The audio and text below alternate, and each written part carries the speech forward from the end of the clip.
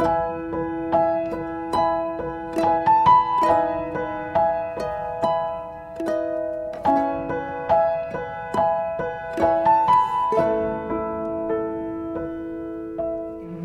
terima kasih buat siang ini kehadiranmu di tengah-tengah kami. Seberapapun kami yang hadir, kami tetap percaya bahwa Engkau punya pesan khusus. Kami tahu bahwa rencanamu buat setiap kami itu selalu indah, bahkan yang terbaik. Terima kasih Tuhan, biar saat ini apapun yang kami alami, kegagalan demi kegagalan, itu tidak akan mengubah keputusan Tuhan untuk selalu memberkati, melindungi, menyertai, bahkan memberi jalan keluar buat setiap kami.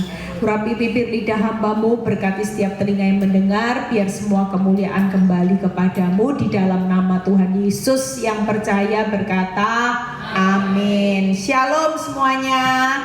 Ada sukacita ya Bu Syana hari ini yang punya tempat juga lagi berpergian ya, tapi nggak apa-apa, semuanya pasti ada tujuan Tuhan.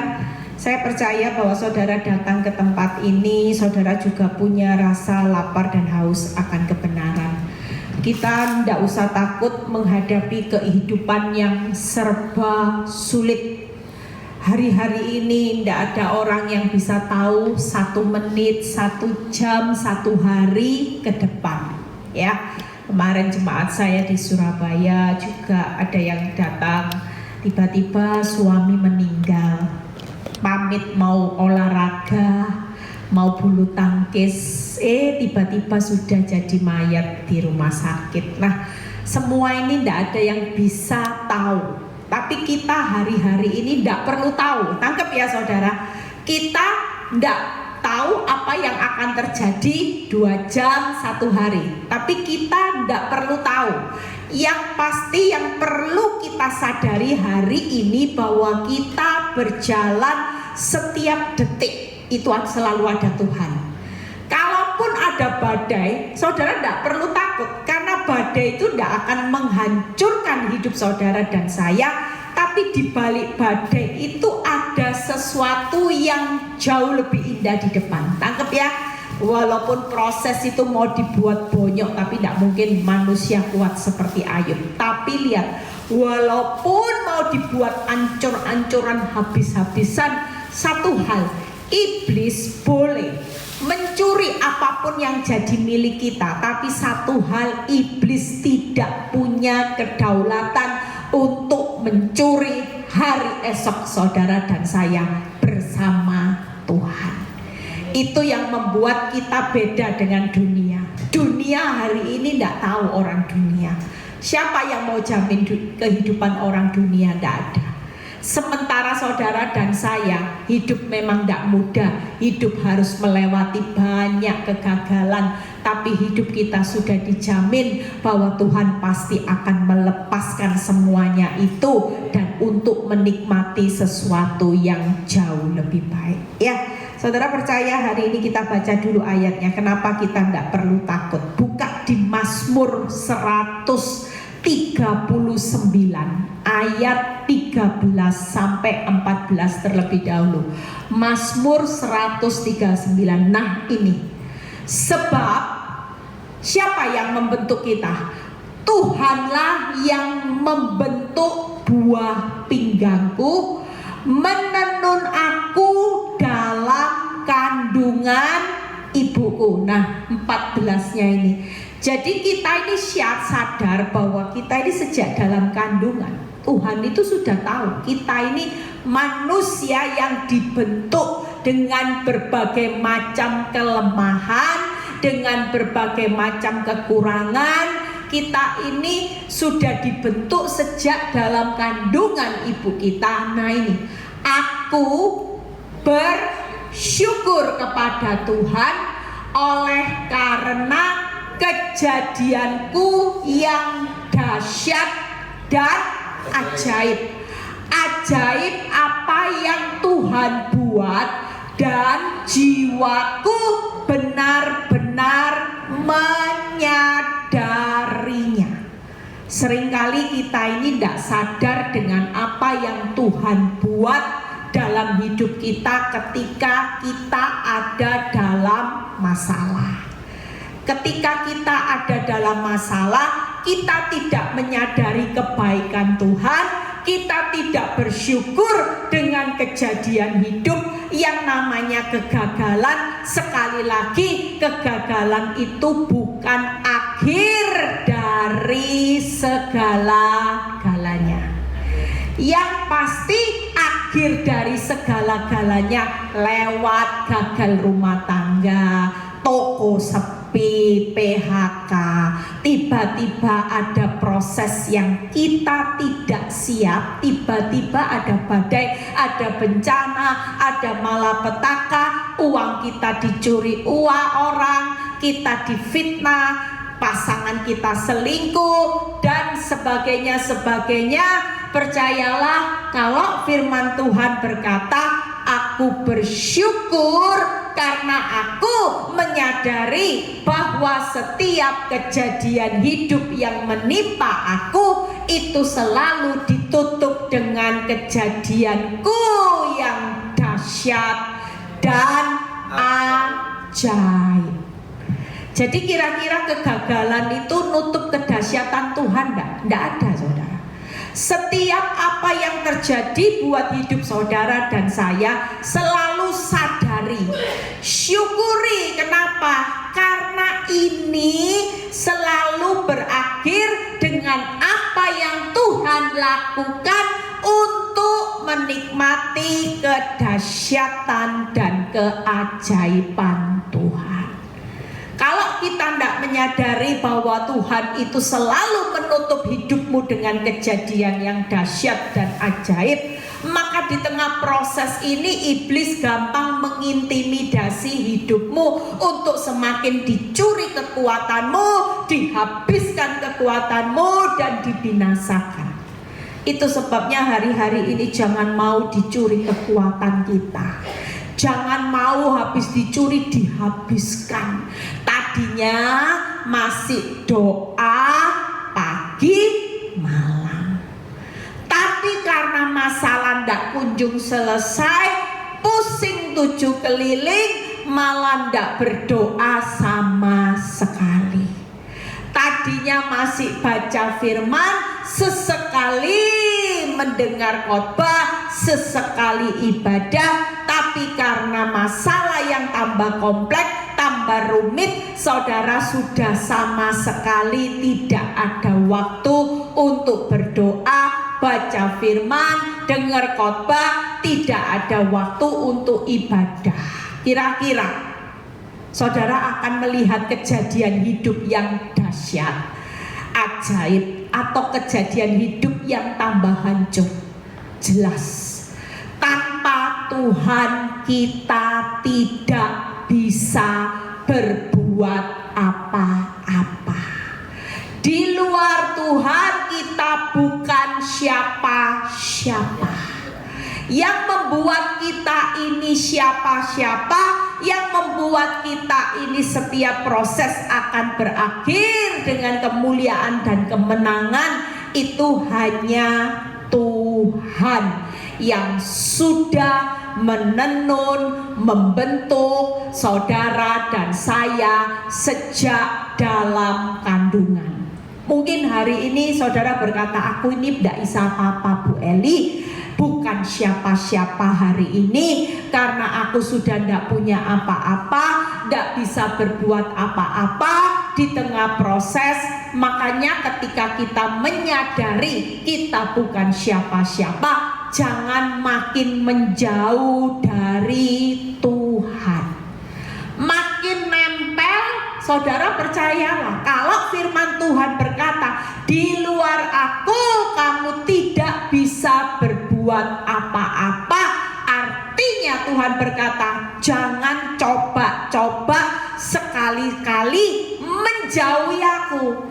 Ngerti tidak ngerti, nempel aja lah. Kalau kita nempel, percayalah, kita pasti sanggup menanggung segala perkara. Amin. Kenapa masalah itu bisa melampaui kekuatan saudara? Karena kita tidak nempel sama sumber yang bisa melakukan segala perkara. kita ini menempel sama manusia, nempel sama kekuatan kita sendiri, tidak bakal bisa. 3 hal yang saya akan bahas. Yuk, siapa kita pulang dari tempat ini, saudara tidak akan takut. Wong sejak dalam kandungan loh, Tuhan itu sudah menetapkan saudara akan menjadi seperti apa. Itu Tuhan sudah tetapkan sejak dalam kandungan. Kita lihat 3 hal ya. Kita percaya bahwa di balik kegagalan itu bukan segalanya. Kenapa? Karena setiap kejadian hidup, walaupun diizinkan saudara mengalami proses, itu tetap di dalamnya ada kepentingan Tuhan. Seperti saya bukan kurang kerjaan, Tuhan izinkan saya mengalami proses yang terlihat kok kalau Tuhan mau pulihkan gampang. Tapi kenapa rasanya tangan Tuhan masih menutup gini, belum gini saudara. Hari ini Tuhan itu masih, kalau saudara belum lihat pemulihan, tangannya memang lagi ditutup gini saudara. Tapi kalau sudah waktunya Tuhan, dia cuma tinggal balik gini aja. Dan waktunya itu sekejap, tidak sulit. Walaupun menurut kita tidak bisa belah laut sekejap, mana bisa. Ayo coba panggil profesor seluruh dunia, suruh berkumpul di depan pantai Kuta situ. Ayo coba seluruhnya, profesor, mau orang pinter, ahli-ahli yang sudah ahlinya bikin jalan di laut, coba suruh kumpul di depan pantai Kuta itu, suruh belah laut sekejap, bisa gak? Tidak bisa saudara. Tapi buat Tuhan, kalau dia masih menutup, ya sabarlah. Nanti suatu kali dia, ketika kepentingan kehendaknya sudah selesai, dia cuma balik gini loh. Dan kalau ini sudah balik, saudara percaya hari ini yang senyatanya kita ini punya pemikiran yang beda. Kenapa kita panik? Karena kita berpikir yang luar biasa itu kalau hasilnya luar biasa. Tapi di mata Tuhan bukan berarti kayak tadi Bu, Iga tadi kesaksian. Hasilnya memang dilihat hasilnya dari mobil yang ditabrak begitu keras. Seharusnya logika manusia itu remuk, redam, mungkin dia terluka. Tapi anehnya dia selamat, mobilnya tidak ngapa-ngapain. Ini tidak salah, memang hasilnya spektakuler. Tapi Tuhan itu nggak melihat yang luar biasa, itu hasilnya enggak. Kalau hasil cuman balik gini aja, langsung bim salah bim. Tapi yang luar biasa yang Tuhan perhitungkan karena imannya Bu Iga ini tadi, yang selalu berkata nempel sama Tuhan, deket sama Tuhan, mau ngapa-ngapain laporan Tuhan, itu loh yang luar biasa. Jadi jangan mengukur Tuhan itu luar biasa karena hasilnya. Yang membuat Tuhan bangga dengan luar biasa bukan hasilnya, tapi hidupmu yang luar biasa. Karena memang sejak dari dalam kandungan kita ini sudah dibentuk Tuhan punya benih ilahi.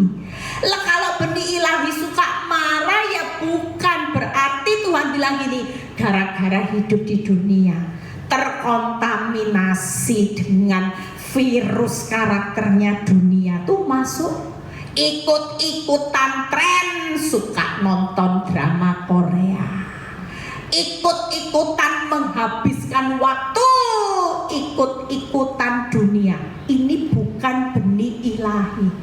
Kalau yang namanya benih ilahi, saudara yang datang ke tempat ini yang punya benih ilahi. Kenapa? Karena walaupun banyak kesibukan di luar, banyak penawaran arisan, banyak hiburan untuk makan jalan-jalan di kafe-kafe, tapi karena saudara ingat, oh iya ya Bu Eli sudah beritahu di grup akan ada ibadah hari ini, makanya saya membatalkan untuk acara jalan-jalan, saya pilih ibadah. Nah itu orang yang sejak dalam kandungan sudah dibentuk benih ilahinya terus diasah. Kita nggak bisa. Waktu dalam kandungan Tuhan sudah bentuk kita, tapi dalam perjalanannya namanya iblis itu berusaha menanamkan virus juga. Lah kalau kita tidak mendisiplin hidup kita, memutuskan mana yang lebih prioritas, maka kita hari ini akan gampang terpengaruh, suka marah, ikut-ikutan, ya, yang namanya gaya dunia seperti apa. Jujur tanya Fran, saya mau kesini sebenarnya mau cancel, saudara. Kenapa? Karena hari ini teman baik saya ulang tahun. Saya bilang sama Frans minggu lalu, Frans mundur aja akhir September, karena tanggal ini teman baik saya itu ulang tahun, saya lupa save namanya. Sampai akhirnya saya mau batalin, saya tanya Frans, saya sudah batalin, tapi dalam hati saya Tuhan bilang ini, mana prioritas hidup, ulang tahun temen atau pelayanan? Oh iya ya. Ya sudah Fran, saya WA lagi Fran, nggak usah sudah Fran, lanjut aja Fran, yang ulang tahunnya diabaikan. Walaupun ini teman baik saya, nanti saya tak bilang minta maaf. Nanti kalau bisa ya terlambat dikit dari Malang saya pulang langsung ke tempat kamu. Sudah beres. Tapi paling enggak kita percaya bahwa kepentingan Tuhan itu selalu ada. Makanya ibu-ibu semua yang di sini, kalau ada sesuatu yang belum Tuhan masih tutup gini dan dia belum buka, saudara percaya ini ada banyak kepentingan Tuhan yang jauh lebih penting daripada kepentingan saudara dan saya. Amin. Saudara, kalau hidup tentang Kristus, mana kepentingan Kristus atau kepentingan kita? Ya jelas kepentingan Tuhan. Nah ini, di balik kegagalan ada pekerjaan Allah yang harus dinyatakan. Di balik kegagalan ada tujuan dan panggilan surgawi. Di balik kegagalan ada impian tuaian kita pasti menjadi nyata.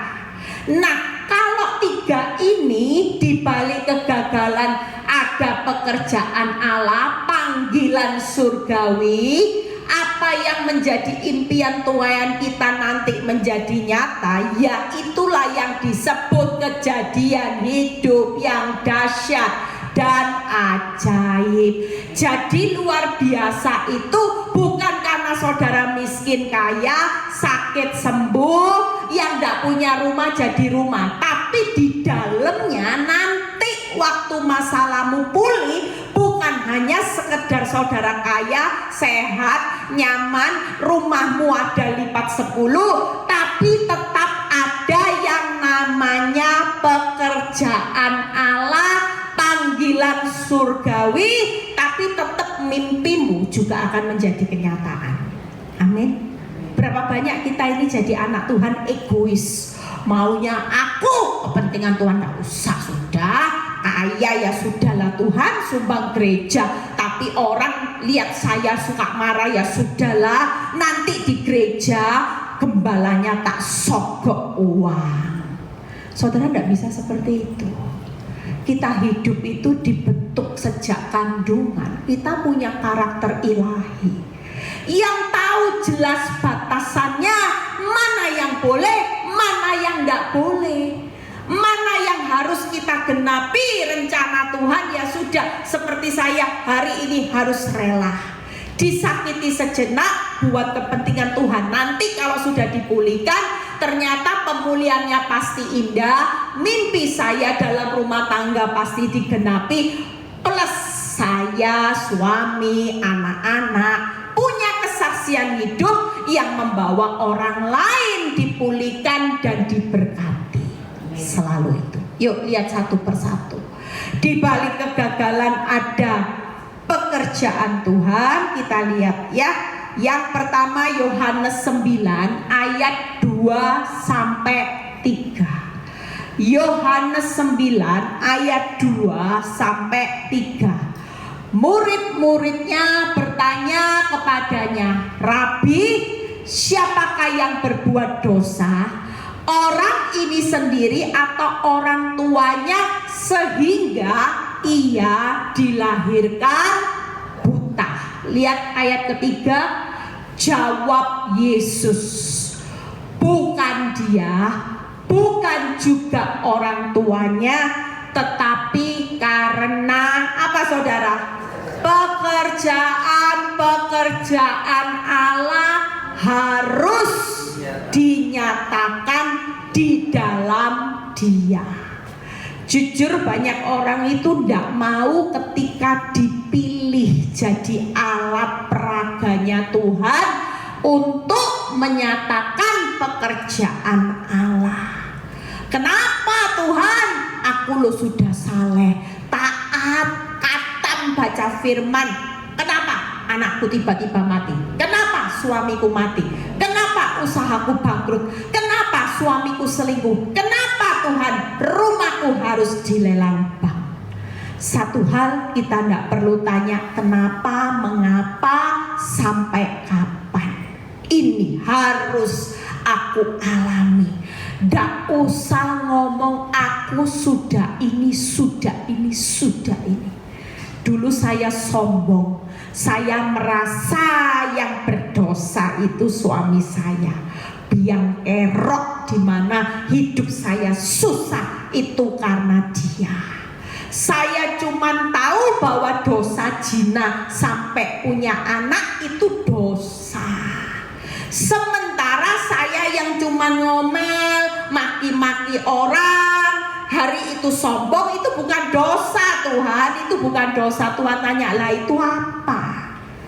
Kalau Tuhan tanya yang namanya sombong, istri tidak tunduk sama suami, mulut suka ngomel, marah sama orang, hidup kepahitan, itu tidak dosa. Yang dosa zina, bunuh, nipu, koruptor besar. Kalau saya tidak dosa. Jujur Tuhan tanya sama saya, lah itu apa Eli kalau tidak dosa? Ya sama. Kamu sama suamimu yang satu dosa zina, yang satu dosanya suka ngomel, sombong, suka maki orang, suka marah. Tidak ada dosa besar, dosa kecil, semuanya dosa.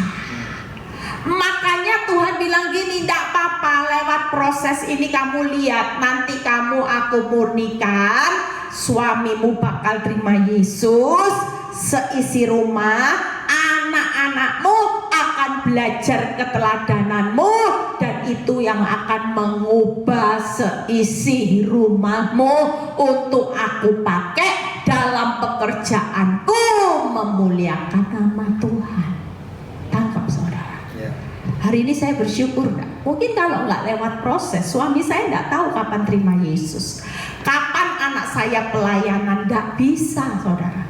Tapi saya percaya dengan berjalannya waktu, saya memang belum lihat kejadian hidup yang dahsyat dan ajaib itu secara menyeluruh. Tapi sampai di titik ini saya melihat kejadian Allah yang dahsyat dan ajaib lewat hidup saya yang bukan siapa-siapa, yang gak bisa apa-apa, bisa dipakai jadi hambanya untuk membawa PD Victory ada di beberapa kota, membawa ibu-ibu yang mau bunuh diri tidak jadi bunuh diri, rumah tangga yang mau cerai tidak jadi cerai, yang alami pemulihan. Kira-kira dahsyat tidak, ajaib tidak?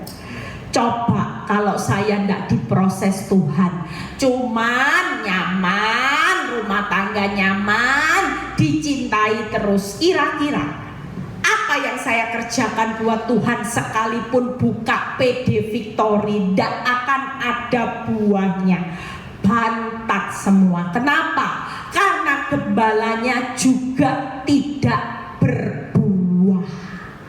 Orang itu tidak gampang loh saudara. Orang mau buka pelayanan, kalau gembalanya tidak menghasilkan buah, bagaimana yang bawa-bawa domba-dombanya ini bisa berbuah? Coba saudara, Kita hari ini jujur, saya cuma mikir gini, pelayanan itu selalu yang bisa menghasilkan buah kalau gembalanya benar. Tangkap saudara.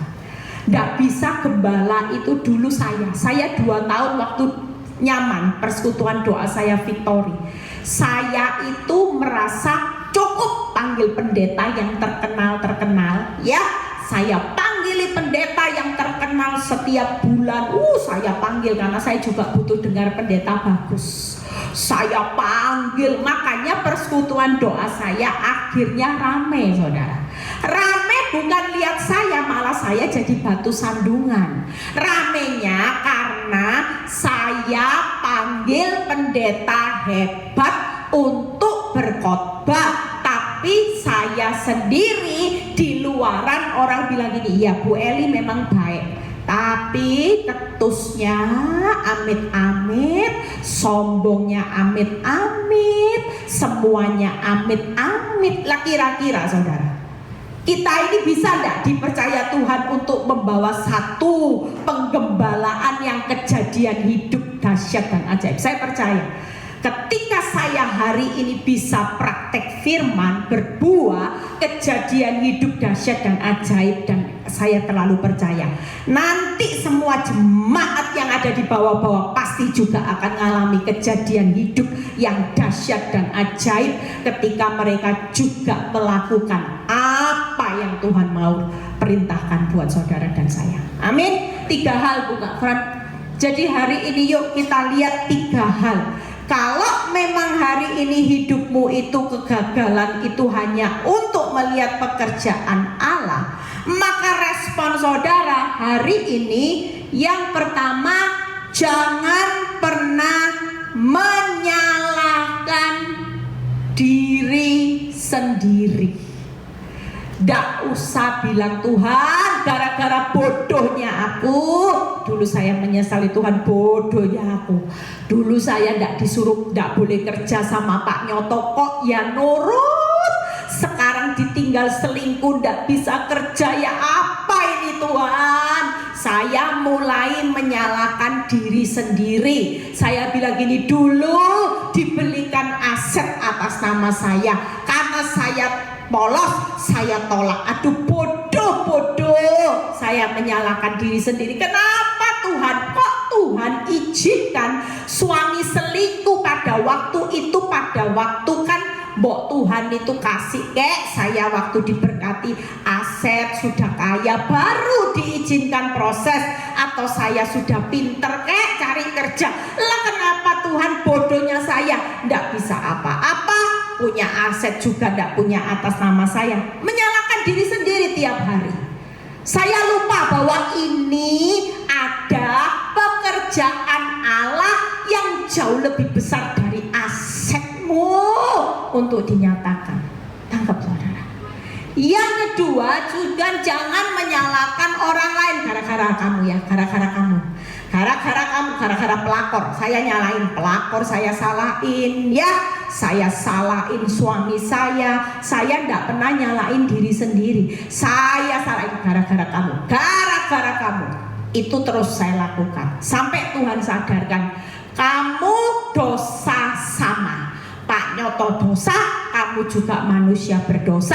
Aku mau kamu Pak Nyoto seisi rumahmu untuk hari ini aku bentuk lewat proses supaya berbuah lebat. Ternyata ada pekerjaan Allah ndak lewat suami selingkuh? Ada. Lah kalau ndak ada PD Victory, saya ndak bisa khotbah. Bahannya dari mana? Makanya suami saya lucu. Kalau ditegur temennya, itu loh, suami istrimu pinter, hebat khotbah, kamu ya ndak berubah-berubah. Tahu jawabannya apa suami saya? Bilang gini, ya kalau saya sudah bertobat, saya berubah, nanti habis bahan khotbahnya Bu Eli. Justru gara-gara saya hari ini belum berubah, makanya dia bisa khotbah terus. Oh pinter juga dia bisa jawab. Saya diceritain temennya, saya ketawa saudara. Saya pikir oh ya berhikmat juga dia ya. Tapi percayalah pasti ada pekerjaan Allah yang jauh lebih besar. Yang ketiga, Lebih-lebih jangan menyalahkan siapa? Tuhan. Sudahlah, sudah doa, sudah hari ini berbuat saleh, baik, ngampuni Tuhan, kok belum selesai, nggak usah nyalain siapa-siapa. Sudahlah, Tuhan jauh lebih baik tahu kapan ini dibuka.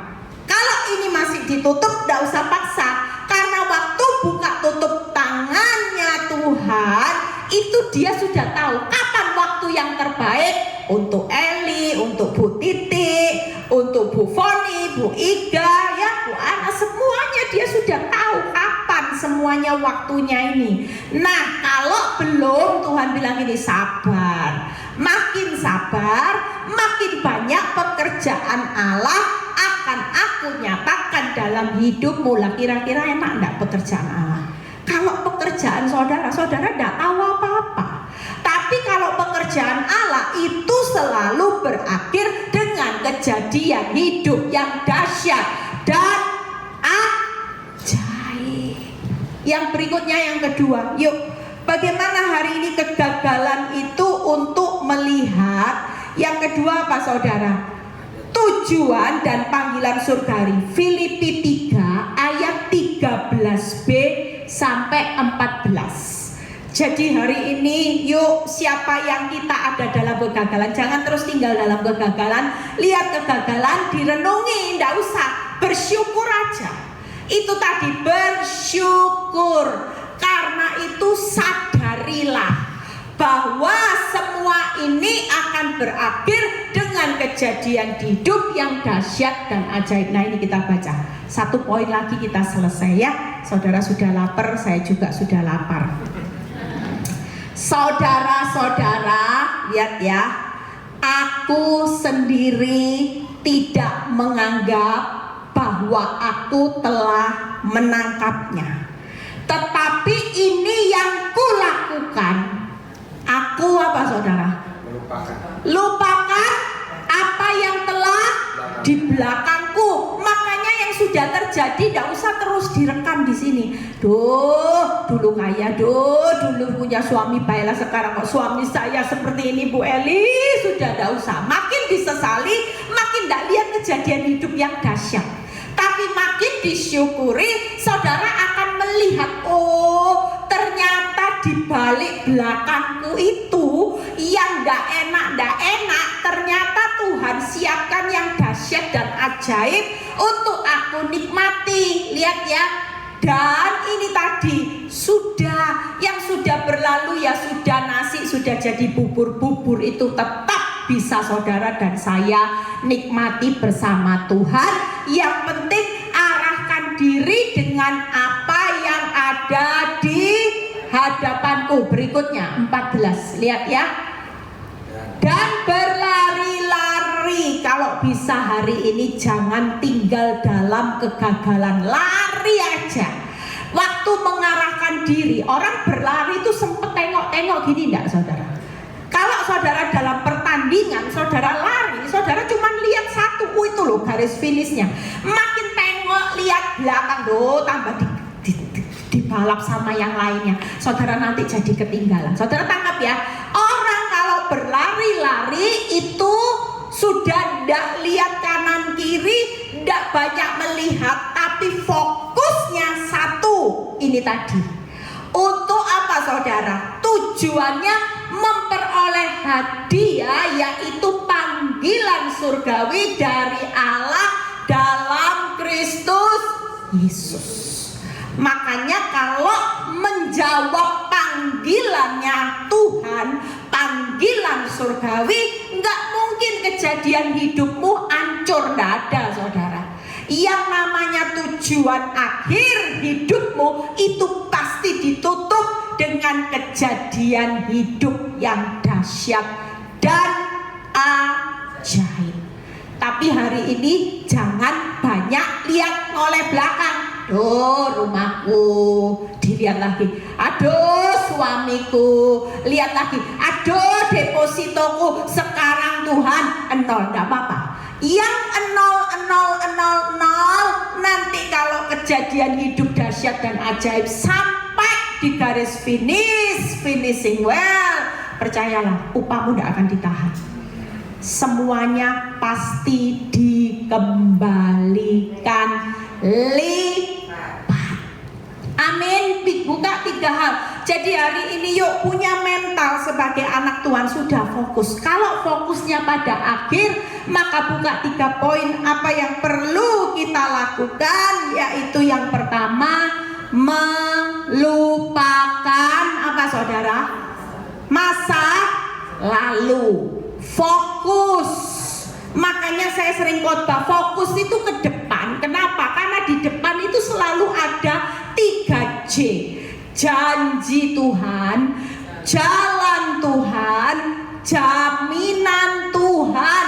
Karena Tuhan itu sudah berkata, aku sudah mengalahkan dunia. Kamu tidak akan pernah gagal, keluar lebih dari pemenang. Karena Tuhan berkata di 2 Petrus kalau nggak salah, aku tidak pernah gagal. Kalau kita tidak pernah, Tuhan tidak pernah gagal, kita juga tidak akan gagal. Amin.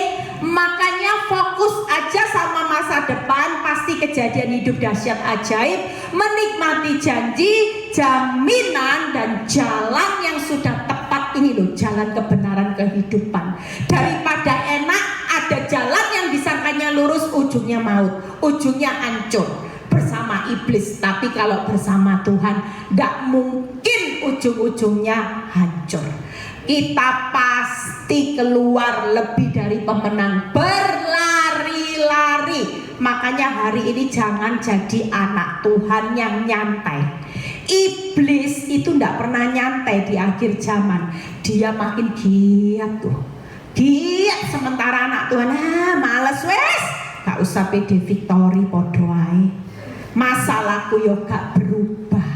Kalau kita nyantai, ya saudara, hari ini tanamkan, setiap kali firman disampaikan itu hartamu. Jangan pikir harta itu cuman jen,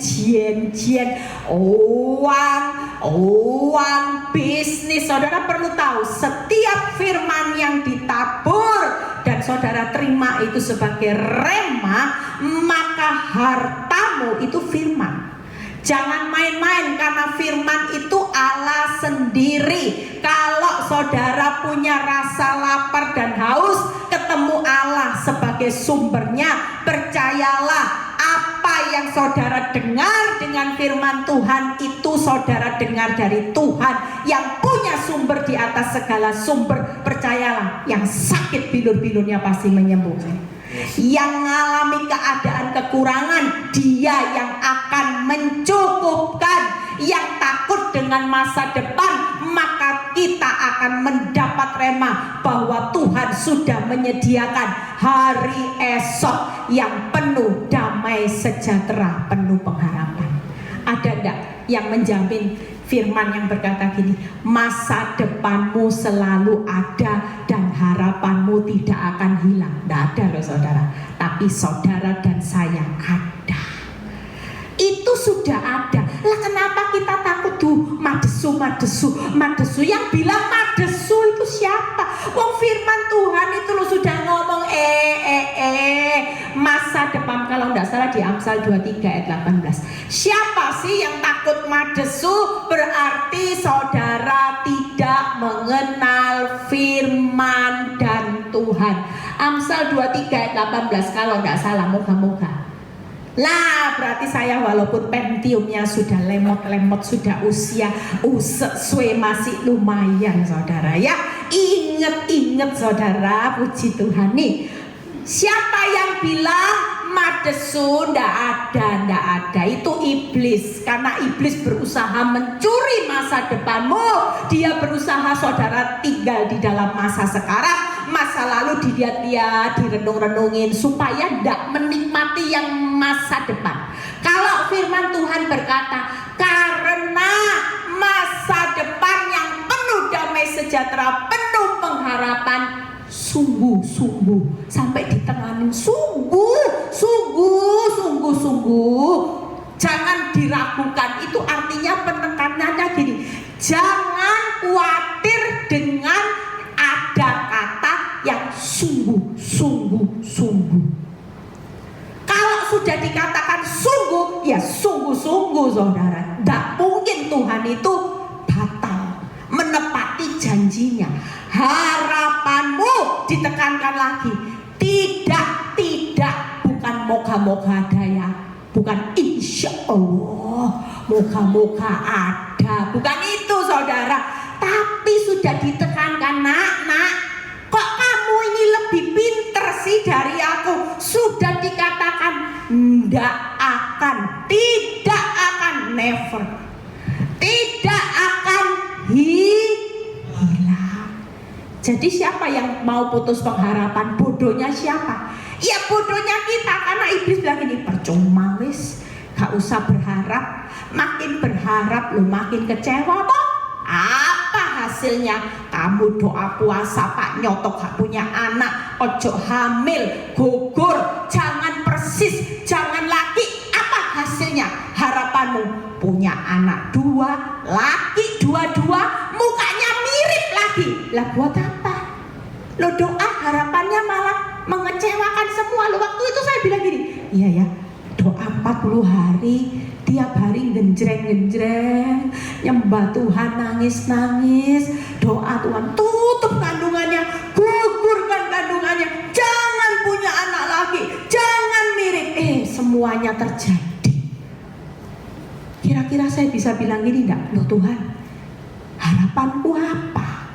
Putus pengharapan. Oh jujur, waktu itu semua termasuk mama saya putus pengharapan. Mama saya malah bilang gini, kadang ikut Tuhan tuh bingung ya, kok gini lagi ya, hasilnya mana? Loh jujur, tanya mama saya malah gini, Mah gak usah putus pengharapan, kita tetap berharap. Padahal dalam hati kecil saya, iya memang Tuhan, iya apa? Loh jujur, tapi karena kita mau belajar untuk saling menguatkan, saya bilang gini, sudah mah, gak usah bingung, sudah lihat hasil mengecewakan, yang penting Tuhan gak akan mengecewakan. Amin. Yang terakhir, yuk, hari ini kita akan pulang, kita tidak usah takut. Kegagalan itu, yaitu tadi pagi saya sudah khotbahin bagaimana kegagalan itu untuk melihat impian di Mazmur 126 ayat 1 dan 6. Nah ini, hari ini yang luar biasa. Buka dulu. Saudara dan saya punya mimpi aja, tidak usah takut. Karena Tuhan pasti genapi apa yang jadi mimpimu, walaupun tidak masuk akal. Mazmur 126 ayat 1 dulu dan 6 ya. Jadi kita percaya hari ini kegagalanmu itu untuk menggenapi mimpi. Lihat nyanyian ziarah ketika Tuhan memulihkan keadaan Sion, berarti waktu Tuhan buka. Tangkap ya. Kalau sekarang kan berarti belum pulih berarti tangannya masih nutup. Tapi ayat ini berkata gini, ketika Tuhan memulihkan keadaanmu, keadaan siapa? Saudara dan saya. Seperti apa saudara? Orang-orang yang bermimpi. Orang bermimpi itu pernah dilihat enggak? Apa yang tidak pernah saudara lihat, yang tidak pernah timbul, tiba-tiba mimpi saudara menjadi nyata. Makanya jangan takut kalau Tuhan berkata kejadian hidupmu dahsyat dan ajaib, itu karena nanti saudara dibawa dalam waktunya Tuhan, pemulihannya Tuhan. Saudara cuma bilang ini, loh kok bisa kayak mimpi loh Bu Eli, mimpi. Saya sudah bayangin mimpi saya nanti. Suatu kali saya bilang gini, Tuhan bener loh mimpi suami limited edition ini yang berselingkuh sampai punya 2 anak. Mimpi bisa jadi hamba Tuhan, bisa khotbah, bisa banyak orang-orang bertobat. Duh, mimpi Tuhan, mimpi.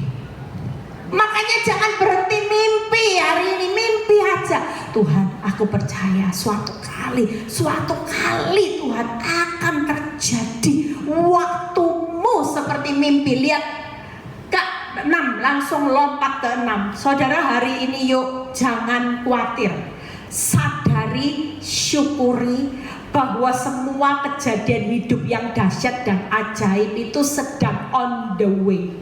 dalam perjalanan menuju kegenapan waktunya Tuhan. Lihat ya, orang yang berjalan maju dengan menangis sambil menabur benih pasti pulang dengan sorak-sorai sambil membawa berkas-berkasnya. Jadi jalannya tidak boleh mundur, tidak boleh diam di tempat. Maju itu tadi, maju lihat tujuan akhir itu tadi. Tidak apa-apa dengan cucuran air mata, tidak apa-apa sudah. Tuhan malah setia suami punya anak, setia lagi suami malah Tuhan sudah tidak tidur di rumah. Aduh Tuhan, tidak apa-apa, jalan aja terus, fokusnya ke depan. Pokoknya kejadian hidup dahsyat, pekerjaan Allah harus terjadi, panggilan surgawi, aku dipilih Tuhan jadi alat peraga. Suatu kali kalau kepentingan Tuhan sudah terjadi, maka kepentinganku juga akan diperhatikan, dijawab Tuhan, dibuka. Tangkap saudara. Nah ini, jangan takut cucuran air mata, ndak usah direnungi, maju aja terus, tabur benih, doa, pengharapan, beriman, respon benar, ditabur terus. Jangan kalau sudah suami punya anak, saudara ndak setia, balas selingkuh, apalagi ada yang namanya CLBK datang, cinta lama, ting ting ting, WhatsApp masuk ya. Kita percaya, satu kali saya ketemu teman saya CLBK, cinta lama belum kelar, makanya dikelarkan. Walaupun ketemu sudah kakek nenek ompong-ompong, karena dulu waktu masa muda belum kelar, kakek nenek selingkuh, itu cinta lama belum kelar. Makanya CLBK bersemi kembali karena belum kelar. Lah kalau ini terjadi, ya cucuran air mata ganti, hatiku berbunga-bunga, tapi naburnya nabur benih setan, benih iblis. Nanti berjalan majunya ndak akan lihat sukacita, hasilnya bersorak-sorak, tapi hasilnya nanti bonyok semua. Tangkap saudara ya. Jadi berjalan maju yuk sekarang, cucuran air mata. Ya Tuhan, tunggu di bolak-balik gini loh. Berjalan maju tabur benih, tetaplah sukacita. Amin. Saya sudah selesai 3 hal. Jangan takut ya. Kita pulang, kita pasti bawa sesuatu remah dari Tuhan. Hari ini ngadepi kegagalan bukan akhir dari segala-galanya, tapi ini awal kita berjalan bersama Tuhan, melihat kejadian hidup dahsyat dan ajaib, kepentingan Tuhan, pekerjaan Allah terjadi, kehendak Tuhan terjadi, panggilan surgawi daripada kayak saya dulu panggilannya duniawi. Kalau ditelepon teman, ayo arisan, kemon, ayo pergi ke Bali, kemon, ya, ayo shopping ke mall, kemon. Tapi sekarang panggilannya berbeda.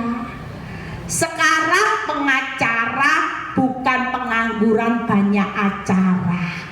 Pengacara membela banyak wanita-wanita untuk hidup berkemenangan bersama Tuhan.